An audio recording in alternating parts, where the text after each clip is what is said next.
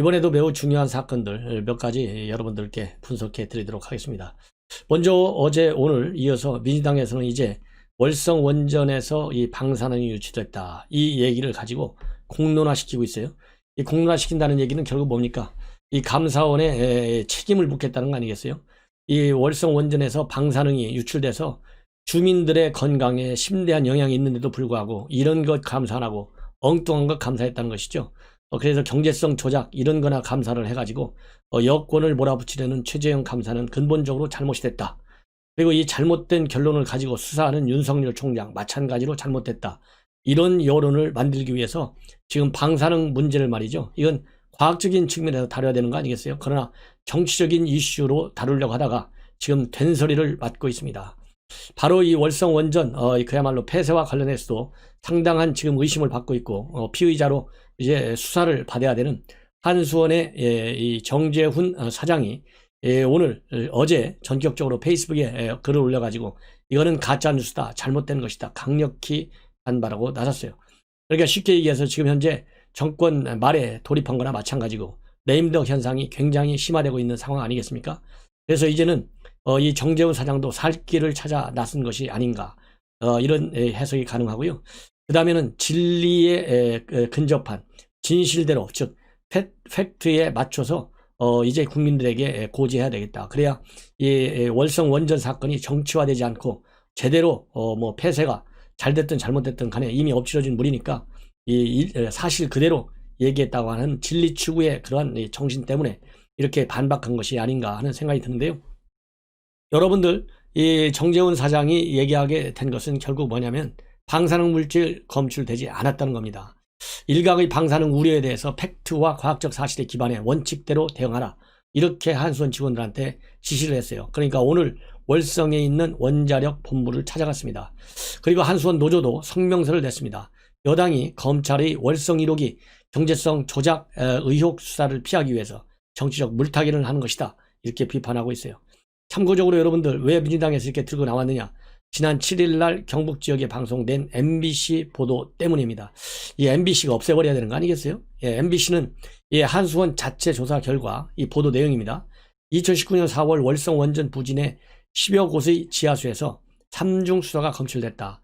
많게는 71만 3,100g, 관리 기준이 18배 이르는 3중 수소가 검출됐다, 이렇게 보도를 했어요. 이 보도를 하니까 바로 9일날 이틀 후 민주당이 논평을 발표합니다. 월성 1호기 주변 지역 주민들의 몸속에서 방사성 물질인 3중 수소가 끊임없이 검출되고 있는데 국민의힘은 월성 원전 폐쇄 결정을 정쟁화하고 있고 노후화된 원전 가동을 연장해야 된다, 이렇게 우기고 있다, 이렇게 정치화 시켜버렸어요. 그러다 보니까 이제 한수원 이 사장도 아까 말씀드린 대로 이 월성 원전 폐쇄 문제와 관련해서 이제 검찰에서 언제 소환하느냐만 지금 남아있는 상태지 않습니까? 그런데 이 방사능 물질, 이건 과학적 사실이잖아요. 그래서 이 한수원 정재훈 사장이 말이 맞다, 이건 과학적으로 접근해야 되는데 원칙대로 대응해야 되는 거 아니겠어요? 그렇기 때문에 이제는 더 이상 이것이 정치화되는 것이 옳지 않다는 판단하에 조기에 이걸 차단하기 위해서 진실대로 이 페북에도 글을 올리고, 또 이 원전 한수원 원노조에서도 이 정재훈 사장과 같은 입장으로 여권의 정치와 공세에 맞서고 있는 상황입니다. 참고적으로 이렇게 논란이 일어나니까요, 한수원에서 9일날 검출을 했어요. 다시 조사를 했어요. 조사해 보니까 이러한 71만 3,100g이 검출됐다는 MBC 보도 내용, 이것은 주변 지역이 아닌 원전 건물 내 특정 지점에서 일시적으로 유출된 거예요. 그래서 이 원전의 특정 지점 안에서 일시적으로 검출된 거기 때문에 발견 즉시 회수에 처리해가지고 외부 유출이 전혀 없었어요. 그리고 다시 측정해보니까 3중수소 농도는 이 배출 기준치 이내인 약 1만 100g 밖에 되지 않습니다. 그래서 71만 100g이 밖으로 마치 유출된 것처럼 여당에서 여론화시키고 있고 공론화시켜가지고 야당의 주장에 말하자면 잘못된 것이다 라고 해서 야당의 책임론으로 몰고 가고 있는 이 한심한 이 작태에 대해서 우리가 속아 넘어가서는 안 되겠다는 말씀을 드립니다. 이제 김학의 사건 또 말씀을 드리겠는데요. 여러분들 모두 잘 아시다시피 김학의 사건 뭐냐면 문재인 대통령이 그야말로 지시하기가 바쁘게 2019년 3월 22일 밤에 전격적으로 출금 조치를 했어요. 그야말로 이 불과 이 비행기 출발 2, 30분 전에 출금 조치를 했습니다. 그런데 출금 조치를 하는 출금 이 문건들이 이 법무부에 승인을 요청한 승인 신청서, 그 다음에 출금을 한 출금 이 공문서, 이런 것들이 전부 다 가짜 문서로 확인이 됐어요. 이 가짜 문서를 작성하는데 동참한 사람이 이규원 검사입니다. 당시에 대검 과거사 진상조사단의 일원이었어요. 그렇기 때문에 이 사람은 당시 수사 권한도 없는데, 수사 권한도 없는 검사가 이런 가짜 문서를 만들어 가지고 출금 조치하고, 또 이 출입국 관리소 직원들은 이 상부의 지시에 따라서, 상부 지시가 최종적으로 누구인지 또 밝혀져야 되겠지만, 현재까지 보면 박상기 법무장관이 지시를 내리고, 그 바로 밑에 있던 정책보좌관, 지금 현재 대검의 형사부장인 이종근 보좌관이 아마도 현장에까지도 직접 와서 챙겨보는, 직원들이 일할 수 없을 정도로 수시로 묻고 확인하고 이런 보도까지 나오고 있고, 대검 간부의 양심 선언까지 이어지고 있고, 권익위원회의 공익 제보까지 지금 발전되고 있는 상황입니다. 이러다 보니까 이제 국민의힘에서 이거 일종의 민간인 사찰 아니냐, 그래서 이 검찰에 고발한 사건은 또 안양지청에서 지금 수사 중에 있는데요. 이거 수사하나 마나한 추미애 아니면 친정권 코드 인사들이 꽉 차 있어요. 안양지청장 이군수, 이성윤의 애완견이고요. 그 다음에 형사부장 마찬가지입니다. 박진원 차장검사, 이 조사 일부장으로서 이성윤의 지시를 받았던 사람이고, 전부 다 이 애완견들로 꽉 차 있어요. 그러다 보니까 과연 이게 제대로 수사가 되느냐, 그래서 특임검사를 임명해야 되겠다라는 주장이 야권을 중심으로 해서 제기되고 있는 그런 상황입니다. 더군다나 이것을 주의하는 대검의 형사부장이 바로 이종근인데, 이종근이가 아까 제가 말씀드린 대로 이 출급 불법으로 출급 금지할 때 장관 정책보장을 했어요. 그러니까 자기가 저지른 죄를 자기가 지휘한다. 이게 말이나 됩니까? 그래서 특임검사를 임명해야 된다는 얘기가 지금 야권을 중심으로 해서 대대적으로 지금 나오고 있고, 언론에서도 특임검사를 촉구하는 그런 압박 여론 기사들이, 그리고 사설들이 지금 솟구치고 있어요. 이러한 지금 엄중한 이 법치주의의 근본을 바로 법무부가 나와서 대검이 직접 이 금지 이 법치주의를 위배하고 있는 그런 심각한 사안이 벌어진 것입니다. 그러다 보니까요, 지금 난리가 났잖아요. 그 당시 이규원 검사, 이 사람은 이 김웅 이 국민의힘 의원이 소개한 걸 보면, 이 불법 출금 조치가 끝나고 난 다음에 제가 보기에는 이거 이 보상인가 아닌가 싶기도 해요. 해외 연수까지 갔다 와서 오자마자 금감위로 파견을 시킨 정도로 영전을 했다고 그래요. 그리고 이성윤이는 대검에 그 당시 이 반부패 강력부장이었는데 중앙지검장으로 영전까지 했잖아요. 이런 나라가 도대체 어디가 있느냐. 그래서 이 불법을 지시한 자들이 검사장으로 승진하는 나라, 이것이 검찰 계획이다. 이런 짓을 해도 결국 이들은 처벌받지 않는다. 왜냐하면 이들의 사건에 대한 수사는 공수처가 뺏어가기 때문이다. 민주당이 가짜 공수처에 집착하는 이유다. 이렇게 김웅 의원이 이 페북에 강력히 반발하고 비판하고 나섰습니다. 그런데요, 이 이규원 검사는 누구냐면 민변 출신 변호사 이광철 청와대 민정비서관과 사법연수원 동기로 되어 있어요. 그래서 이게 이번 김학의 이 출입국 금지 조치가 이제 민정수석실에 있는 이광철이하고 사법연수원 동기니까, 과연 청와대의 개입 의혹은 어디까지 의혹이고 어디까지 실질적으로 이 개입이 되어 있는지 반드시 검찰의 수사를 통해서 밝혀져야 되겠고요. 국회 차원에서 모든 수단과 방법을 가리지 말고 청와대 개입과 관련된 내용을, 이제 의혹을 파헤쳐야 되겠다는 지적을 저는 하고 싶고요. 또 권경의 변호사가 또 들고 일어났어요. 이번 관련해서 권경의 변호사 조국 흑서 저자죠. 이 민변 출신의 이 변호사인데, 이 권경의 변호사도 진중권 이런 사람들처럼 돌아섰어요. 그래서 지금 여권의 잘못된 점을 굉장히 강력하게 비판하고 있는 인사 중에 하나인데, 이 이규원 검사가 또 어떤 사람이느냐, 여러분들 잘 알잖아요. 윤석열 총장이 김학의 검찰총장, 김학의 성접대 받았던 그 건설업자 윤중천 씨로부터 접대를 받았다, 이렇게 한겨레 신문에 정보를 제공한 사람이다, 이렇게 주장을 했습니다. 결국 어떻게 됐어요? 한겨레 신문에서 사과했잖아요. 사과했지 않습니까? 이 정도로 지금 잘못된 제보를 윤석열 총장 죽이기에 나선 사람이 바로 이규원 검사예요. 이런 사람이 지금 이번 사건과도 연관되어 있다는 측면에서 이 권 변호사가 아주 이 경악을 금치 못하고 있다. 그래서 당시에도 이규원 검사의 김학의 출국 금지 요청서가 권한 없는 자의 불법적 요청사라는 의혹이 제기됐다.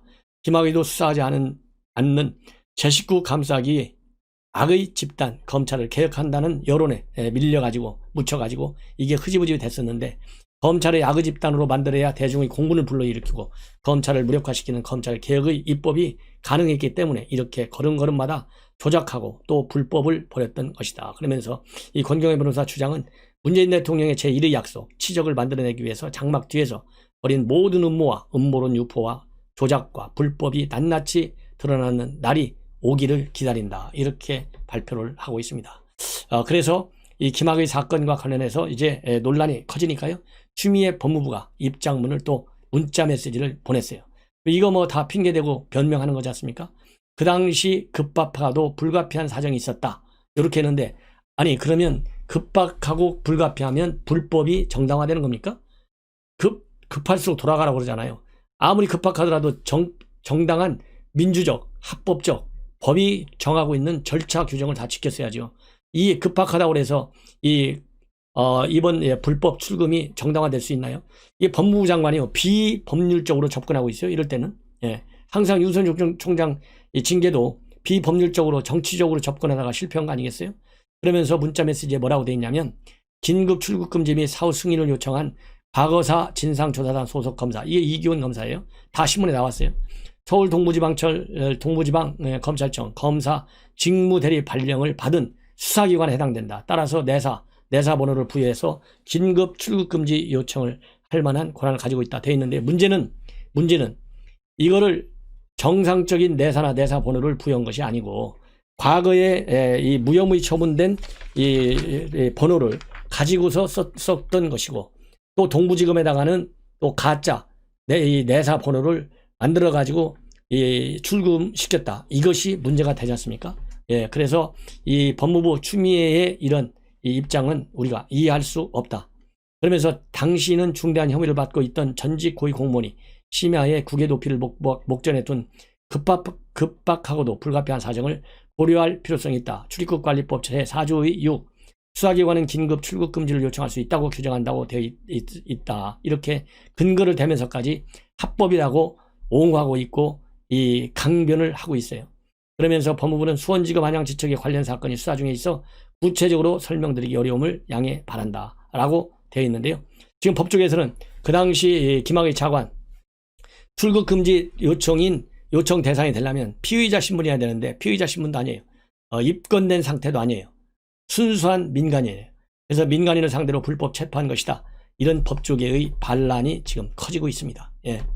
자, 그렇다고 본다면 앞에서 이 한수원 정재훈 사장도 이 방사능 유출 사실과 다르다. 방사능 유출이 안 됐다. 이렇게 사실대로 이 언론에 공개하고 있어요. 옛날 같으면 이거 상상도 못하는 거 아니겠어요? 그런데 지금 이런 똑같은 사안이 바로 이용구 차관을 통해서도 나타나고 있어요. 뭐냐? 이용구 차관이 누굽니까? 완전히 애완견이잖아요. 여기 이 사람도 지금 현재 검찰에 지금 조사를 받고 있잖아요. 검찰에서 지금 현재 택시 이 폭행한 택시의 블랙박스 이 포렌식 작업을 진행 중에 있는 것으로 알려지고 있는데, 그러다 보니까 굉장히 몸 조심을 하고 있고요. 사실상 어떻게 보면 배신을 때리는 발언을 오늘 하고 있습니다. 민주당의 여러분들 잘 아시다시피 이 검찰개혁 추진위원회 TF가 지금 구성되어 있지 않습니까? 그래서 이 법무검찰개혁위원회 위원장이 이 위원장이 바로 윤호중 위원장인데요. 오늘 4차 회의를 했어요. 이 자리에 이용구 차관, 김남준 이 개혁위원장, 이 사람들을 불러들여 가지고 개혁 상황을 물어봤는데, 문제가 뭐냐? 핵심이 이 수사를 좀 뺏어라. 검찰의 직접 수사권을 박탈하라. 이것이 지금 여권의 주장 아니에요? 이거 왜 제대로 진도를 못 나가냐? 여당 의원들이 따졌어요. 그러니까 검사라고 하는 사람들은 수사를 하는 것이 검사의 정체성이다. 그런데 어떻게 수사하지 말라고 하냐? 이거는 굉장히 어렵다. 이렇게 얘기를 하고 있고요. 그 다음에 그렇게 하니까 이수진 의원 같은 경우는 국민에 대한 인식, 이해도가 굉장히 부족하다. 이렇게 긴장을 안 하고서 일을 하니 참 걱정이 된다. 이런 반응을 보이고 있습니다. 그러니 이용구 차관 말이 맞는지, 민주당 의원들 말이 맞는지 여러분들 다 잘 아시잖아요. 그리고 이용구 차관이 만약에 정직 처분에 만약에 징계위원회에 들어가서 실패하지 않았다면 이렇게 또 발언하겠어요? 그리고 택시 폭행 사건이 아니었으면 이렇게 사실대로 올곧은 판단으로 얘기를 하겠습니까? 그러다 보니까 지금 현재 레임덕 현상이 바로 이렇게 이용구 차관의 이 개혁의 답변을 통해서도 충분히 우리가 이해가 된다. 그러면서 6대 범죄밖에 수사를 못하고 수사총량을 유지하니 수사하지 말라 이렇게 얘기하는 게 간단치 않아. 전환이 필요한데 교육을 하든지 다른 정체성을 심어가면서 조직 문화를 개선하든지 이런 것이 본인의 고민이다 이렇게 답변했어요. 그러니까 이수진 동작 의원이 뭐라고 했냐면 검찰 수사권을 폐지해달라고 국민이 굉장히 많은 문자를 보내고 있는데 이 난리난 상태에서 수사검사들을 어떻게 할 것인가에 대해서 차관이 이렇게 말하는 것은 아직도 국민 인식에 대한 이해도가 부족하다. 이렇게 또 비판했어요. 그러니까 이용구 차관은 수사를 잘하는 사람을 존경하는 식으로 수사검사를 뽑아왔고 그런 정체성을 가진 검사들에 대한 전환 과정이 정말 쉽지 않은 과제다. 이렇게 또다시 맞받아치고 있습니다. 그리고 또 지금 여당에서는 검찰의 수사권과 기소권을 분리하자. 그래서 공소청을 만들자. 이런 법안을 냈잖아요. 김용민 의원이 냈지 않습니까? 근데 이 김용민 의원도 최근 라임 사건과 관련해서 지금 이 대검 윤석열 검찰총장에 대한 보고 과정에 보면 이 보고 과정이 잘못됐다. 이 얘기는 결국 뭡니까? 반부패 무장 심재 처리를 건너뛰고서 바로 총장한테 보고한 걸 문제 삼는 거잖아요. 그러니까 이거를 문제 삼았어요. 문제 삼으니까 이용구 차관이 뭐라고 얘기했냐면 검찰청 사무기구 규정에 검사장 지정 사건에는 직접 수사 가능성이 남아있다. 이렇게 답했습니다. 그러니까 이 검사장이 직접 수사할 수 있다 이거예요. 그러니까 이 패싱 얼마든지 가능하다 이런 얘기를 한 겁니다. 그러니까 이 김용민 의원이 검찰 직접 수사를 죽이라고 했는데 여전히 규정사안 남아있다고 하면 제도 운영에서 국민들이 바라보는 시선과 다르다. 이렇게 또 맞받아쳤습니다. 그러니까 그 옆에 있던 심재철이가 형사부가 직접 수사를 못하는 내용의 법 개정을 해야만이 가능하다. 이렇게 또 맞받아치고 있어요. 자, 이런 거를 보면 전반적으로 지금 여권이 이제 레임덕이 상당히 심화되고 있는 그런 증거들이 여기저기서 많이 나오고 있다.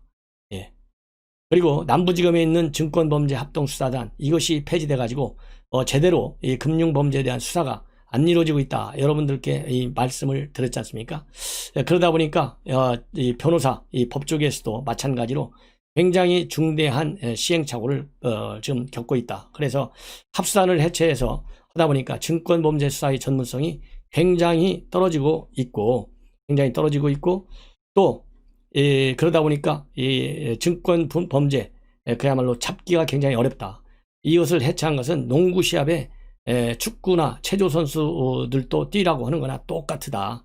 그래서 이 라임 수사가 제대로 안 되고 있다. 이런 지금 비판이 법조계에서 나오고 있고요. 이번 변호사 시험 이 법전에 밑줄을 치느냐 마느냐 일괄적으로 처음에는 치지 말라고 그랬다가 나중에는 고사장마다 다 달라요. 어디서는 치라고 그러고 감독관들 어디서는 치지 말라고 이렇게 혼선이 벌어졌습니다. 이 혼선이 벌어지다 보니까 이번 변호사 시험 응시생들이 오늘 추미애와 그리고 이 법무부 법조 인력과장을 직무유기 혐의로 대검에 고발했습니다. 그래서 이 응시생들 대리해서 방효경 변호사가 추미애를 이제 고발 조치했는데요. 또 이 추미애는 또 고발당할 수밖에 없는 게 이번 출제된 문제 중에는 특정 대학의 강의 자료와 유사하다는 논란이 야기되고 있고요. 또 실제로 그것이 똑같다라는 것이 확인이 됐어요. 그래서 여기에 대해서도 이제 법적 책임 문제가 문재인 대통령은 검찰 개혁을 이야기합니다. 추미애 법무부 장관은 민생 검사들을 이야기합니다. 자, 그런데 문제는 이 민생 수사가 추미애 장관이 오고 난 뒤 실종된 것은 아닌가 걱정되는 그런 충격적인 결과가 나왔습니다. 자, 범죄자들이 지금 기뻐 날뛰고 있을 것 같습니다. 추미애 법무부 장관이 취임한 지 1년 동안 대한민국 범죄자들은 지금 잔치를 벌일지도 모릅니다. 그것이 숫자로 나타났습니다. 자, 문재인 정권이 들어선 뒤 미제 사건을 보면 충격적입니다. 자, 박근혜 정부 때에 비해서 미제 사건이 늘기 시작하더니 추미애 장관이 온 데는 거의 폭발적으로 늘었습니다. 뒤집어서 말하면 검사들이 일을 열심히 안 한다는 것일 수도 있습니다. 이거 뭐 일할 맛도 안 나고 아유 뭐 대충 하자. 범죄자들은 잔치를 벌입니다. 진짜. 특히 금융범죄, 정권범죄 이런 경제사범들은 지금 축제분위기입니다.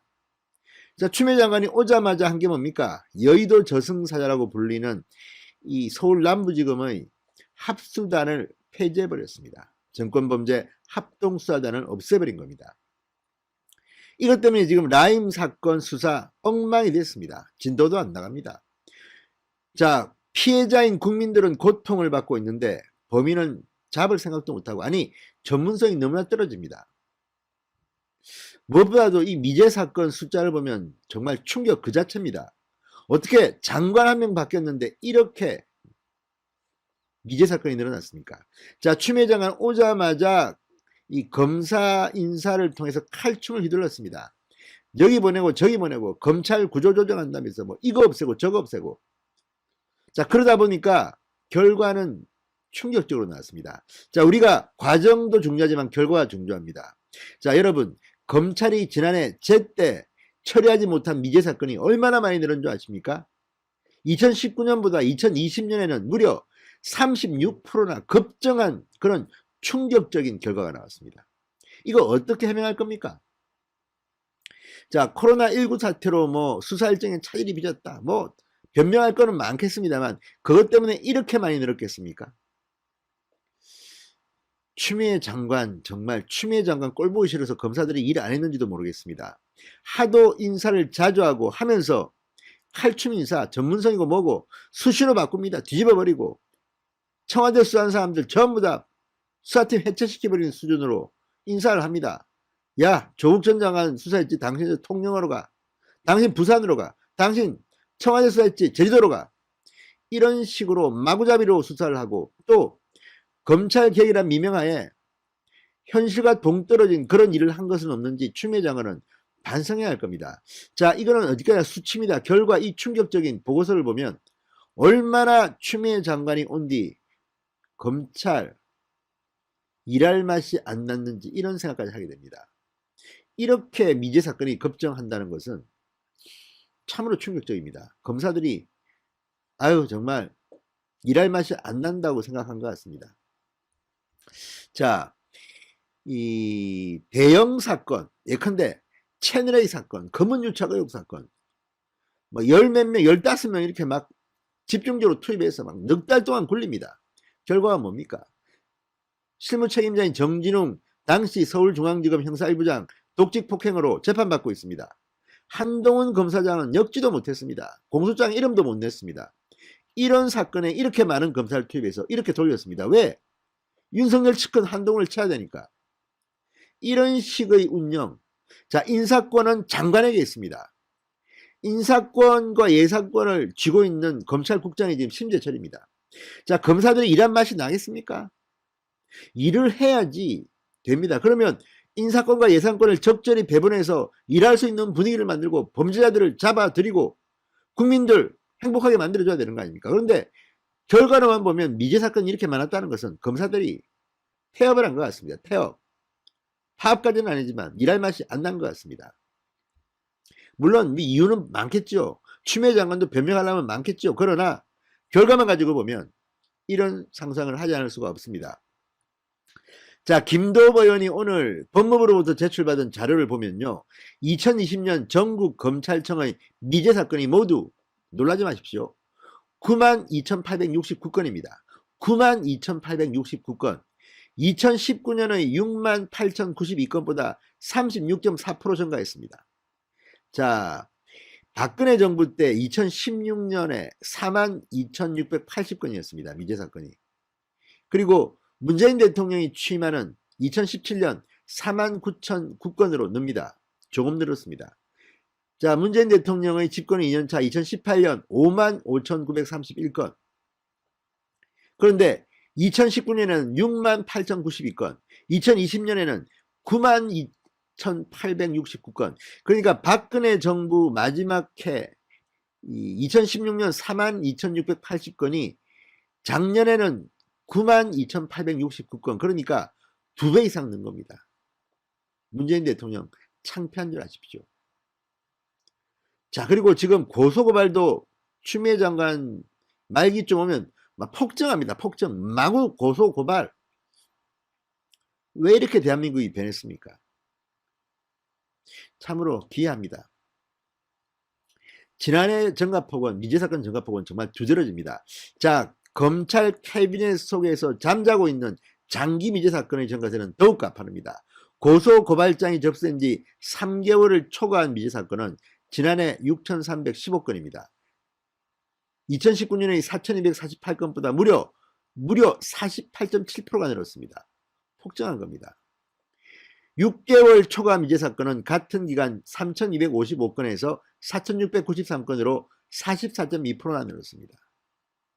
이게 추미애 장관 취임 1년의 성과라고 하면 성과입니다. 엉망진창으로 만든 겁니다. 자, 형사소송법에는 검사가 고소고발을 수리한 날로부터 3개월 이내에 수사를 완료해 공소제기 여부를 결정하도록 규정하고 있습니다. 그렇지만 현실에서는 지키지 않고 있습니다.